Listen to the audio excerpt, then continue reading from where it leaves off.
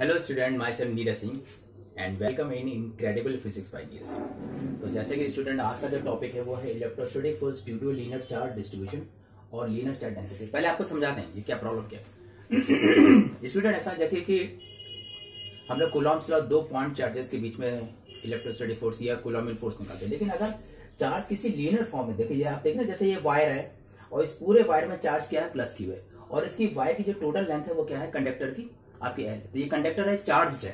अब अंडरस्टूड इसमें positive charge है, तो अगर हमने कोई पॉइंट चार्ज क्यू नॉट रखा, देखिए पॉइंट चार्ज है, ये भी प्लस है, तो अंडरस्टूड ये जो क्यू चार्ज है लीनियर, ये लीनियर चार्ज कहलाएगा। स्टूडेंट ध्यान रखिएगा, क्योंकि एक वायर है उस पर पूरे में चार्ज है तो एक लाइन जैसी चीज बन रही, तो ये लीनियर चार्ज, ये लीनियर चार्ज इस पॉइंट चार्ज में एक फोर्स लगाएगा, दैट इज योर एफ। तो जो एफ वेक्टर है ये आपको कहलाएगा इलेक्ट्रोस्टैटिक फोर्स। ये जो हेडिंग लिखे ना इलेक्ट्रोस्टैटिक, तो ये हमको फाइंड आउट करना है स्टूडेंट। तो आप लोग जानते हैं स्टूडेंट, आप लोग मैथमेटिक्स या बहुत से जगह ऐसे हैं, किसी भी फिजिकल क्वांटिटी का छोटे छोटे डिवीजन कर दो तो उसे बोलते हैं डिफरेंशिएशन। तो हम क्या करते हैं, ये पूरी जो लेंथ है टोटल लेंथ कितनी इसकी एल है, हमने इसके छोटे छोटे पीसेस से लिया। आप देख रहे हैं ये छोटे छोटे पीसेस से, तो एक पीस जो है बहुत छोटा सा है, इनफाइनाइटली, जैसे डीएल बोलते हैं, इनफाइनाइटली स्मॉल एलिमेंट है। तो ये जो डीएल है it is called differential length. क्या बोलेंगे, डिफरेंशियल, बहुत छोटी होती है। तो अंडरस्टूड जो पूरे में तो चार्ज हमारा प्लस क्यू है, तो एक छोटे से डीएल में जो चार्ज होगा वो डिफरेंशियल क्यू होगा। तो ये डिफरेंशियल क्यू जो इस plus Q not point charge में जो कूलम्बियन फोर्स या आपका इलेक्ट्रोस्टैटिक फोर्स लगाएगा वो होगा डिफरेंशियल एफ। दिख रहा है ना, डिफरेंशियल एफ। मानी बात है छोटा सा होगा, क्योंकि पूरे का तो लिया ना, केवल इतने डिफरेंशियल एल का जो चार्ज है वही जो फोर्स लगाएगा वो भी कौन सा, इलेक्ट्रोस्टैटिक फोर्स या आपको बोलते हैं कूलम्बियन फोर्स लगाएगा। तो दैट इज डिफरेंशियल एफ, ये निकालेंगे। तो सिंपल सी चीज है स्टूडेंट, आप लोग जानते हैं जैसे कि ये डिफरेंशियल जो चार्ज है ये ओरिजिन से जो इसका जो पोजीशन वेक्टर है वो r1 है वेक्टर है, और जो पॉइंट चार्ज है जिसको हम लोग क्यू नॉट से दिखाई, ये क्यू नॉट जो है ओरिजिन से इसका जो position vector that is r2 vector. Clear हो गया।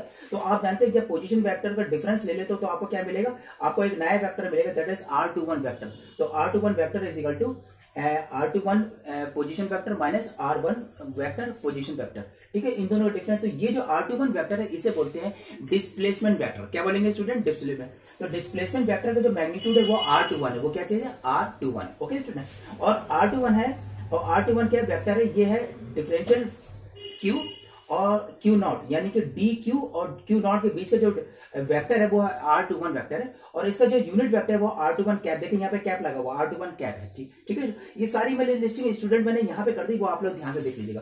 तो ये टोटल चार्ज आपको मिल गया। और स्टूडेंट आप लोग ये जानते हैं कि r21 जो है मैग्नीट्यूड वो is equal to r21 vector divided by r21 cap के बराबर होता है। ये मैं आपको पहले वाले लेक्चर में बता चुका। तो ये आपने पोजीशन आपने देख ली।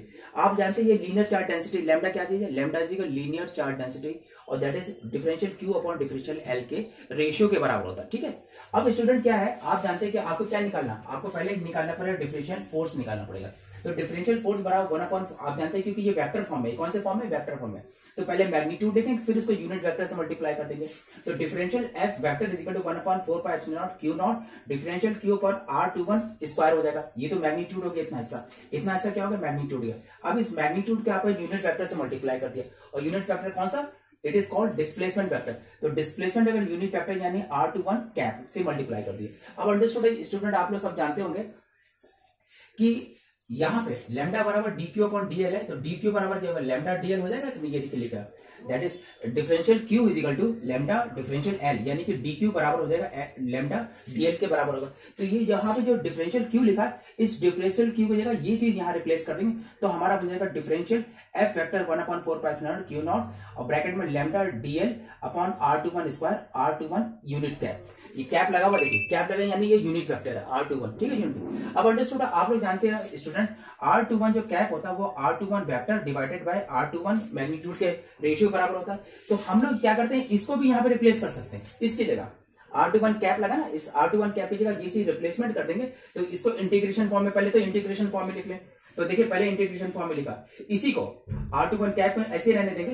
तो इंटीग्रेशन फॉर्म करेंगे तो आप जानते हैं कि r21 का इंटीग्रेशन होगा, तो ये f वेक्टर बराबर q not upon 4 pi epsilon not whole integration l, और ये lambda r21 cap divided r21 square और डिफरेंशियल l, ये तो हमारा हो गया इंटीग्रेशन। अब ये जो r21 है इसकी जगह उठाकर ये चीज यहाँ रिप्लेस कर देंगे, तो आपका एक नया फॉर्मूला बन जाएगा f वेक्टर। f वेक्टर समझ में आ गया, एफ वेक्टर का मतलब ये कि जो लीनियर चार्ज के जो टोटल जो कूलम्बियन फोर्स या जो आपको इलेक्ट्रोस्टैटिक फोर्स यहाँ पे लग रहा ये उसका फॉर्मूला बनेगा। तो ये दोनों फॉर्मूले उसके हैं, ये टोटल फोर्स, ये क्या है डिफरेंशियल फोर्स। डिफरेंशियल फोर्स केवल डी क्यू के से लग रहा था, इसमें जो लग रहा था क्यू नॉट में जो डी क्यू से लग रहा था वो ये वाला था। अब ये पूरे में जो चार्ज है वो आप देख रहे हैं क्यू लिखा हुआ है स्टूडेंट, तो क्यू से जो टोटल चार्ज लगेगा, टोटल जो इलेक्ट्रोस्टैटिक फोर्स लगेगा वो एफ का फॉर्मूला ये है। तो यहाँ पे जो R21 कैप है इसके जगह ये चीज रिप्लेस यहाँ कर देंगे, तो you will get f vector is equal to q not upon 4 pi epsilon not whole integration lambda R21 vector, देखिए वेक्टर लिखा हुआ है, डिफरेंशियल L अपॉन R21 की पावर 3। देखिए यहाँ पावर ऑफ 3 हो गई स्टूडेंट, ध्यान रखिए। यहाँ पे पावर आप स्क्वायर देख रहे हैं, यहाँ पे स्क्वायर देख रहे हैं, सभी स्क्वायर। देखिए R21 की पावर 3, क्योंकि यहाँ पे हमने वेक्टर फॉर्म में कर दिया, R21 vector divided by R21 cube और इनटू ऊपर करके डिफरेंशियल L कर दिया, ठीक है स्टूडेंट। और R21 आप जानते हैं R21 कैप जो होता है वो unit vector of R21 vector का है, ठीक है क्लियर है। तो ये इस तरह से हमने दो फॉर्म में बता दिया, ये आपको वेक्टर फॉर्म में दिखा दिया, ये यूनिट वेक्टर के फॉर्म में हमने जो आपका जो टोटल फोर्स जो होगा इंटीग्रेशन के बाद जो टोटल फोर्स लगेगा इसमें, तो ये जो फोर्स है ये क्यू नॉट पे डिफरेंशियल क्यू यानी ये डी क्यू जो लिखा ना, ये डी क्यू जो इतना है वो जो अकेला जो लगा रहा है वो तो डिफरेंशियल एफ था, लेकिन इस पूरे लाइन में कितना चार्ज था, प्लस क्यू चार्ज। तो plus Q charge linear charge के कारण क्यू नॉट में जो हमारा टोटल फोर्स लगेगा वो एफ की मैंने दोनों फॉर्मूले लिख दिए। इस वाले फॉर्मूले में यूनिट वेक्टर है आपका डिस्प्लेसमेंट वेक्टर का, और यहाँ पे डिस्प्लेसमेंट वेक्टर पूरा ही ले लिया। तो ये दो फॉर्मूले से हम जो है total electrostatic force due to the linear charge distribution या लीनियर चार्ज डेंसिटी से हमारा निकाला जाता है, ठीक है स्टूडेंट। तो आई थिंक आपको ये आज का मेरे डेरिवेशन समझ में आ गया, इसको डेरिवेशन को समझ लीजिएगा क्योंकि आगे ये आपके बहुत काम होगा। और स्टूडेंट कोई भी क्यूरियोसिटी हो तो आप कमेंट बॉक्स में आप मुझसे कांटेक्ट कर सकते हैं या आप मुझसे कमेंट कर सकते हैं, ओके स्टूडेंट। और इसको लाइक कर दीजिएगा हमारे चैनल को, और सब्सक्राइब कर सकते हो वो भी कर दीजिएगा, और फॉर नोटिफिकेशन बेल आइकन को आप लोग प्रेस कर दीजिएगा, okay student. Okay, bye bye.